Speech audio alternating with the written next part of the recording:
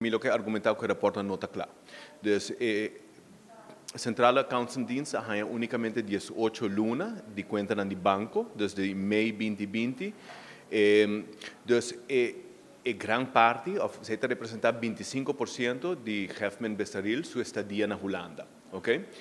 Mas assim a pergunta, me digo que está parecendo cover-up sobre a acusação grande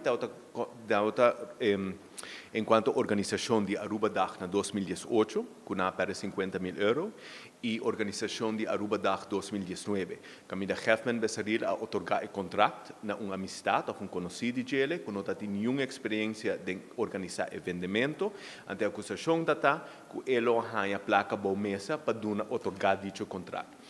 Mas contra CAD avisa que não investigar nenhum de dois.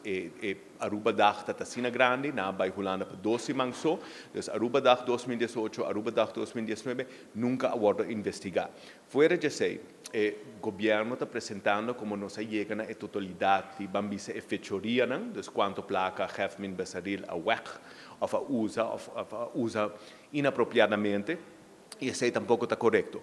A base de minha pergunta, o diretor de CAD avisa, nós não vamos para investigar a totalidade de dano, ou abuso, ou ladronícia que sucede, nós vamos para investigar a comportação. Se realmente está em comportação, foi lá. E isso acontece está afirmativo. Então, se nós sabemos que o MST vai pagar back, nós sabemos de 25% só agora descobrir. E outros 75% a gente não investigar. Mas não vamos para mês de verdadeira acusação. Nós temos que e-mail de begin de mei, com grupo de Aruba Huis manda para o primeiro-ministro, será para a eleição. Na waarschuwen, para não pôr Besaril de baliza, na bis que tem evidência concreta, o primeiro-ministro bis que já agora que Renan de Aruba Huis bis que sei nota verdade não manda e-mail. E não me quer que nota papiano é verdade, para nossa fração agora acerca de 2 empregados, 2 pessoas basta alto de Aruba Huis durante o último ano e meio para o aue, com uma preocupação, com certa evidência. Outra fração também agora acerca, onde não só. Dus missa que coisa que está a existir. Pensei me avisa para mim é cover-up. Que coisa vai fatal? Sim. Mas nós temos uma fração chiquita, 20% de realmente o que vai malo. Dus, nós temos, por exemplo, de 2017, um gente vive em Amsterdam, na Holanda, um Hefman de gabinete Wever Cruz 1 e 2, em Amsterdam suficiente digno para não viver dentro. Anche o governo gasta 200 mil euros na 2016 para modernizar.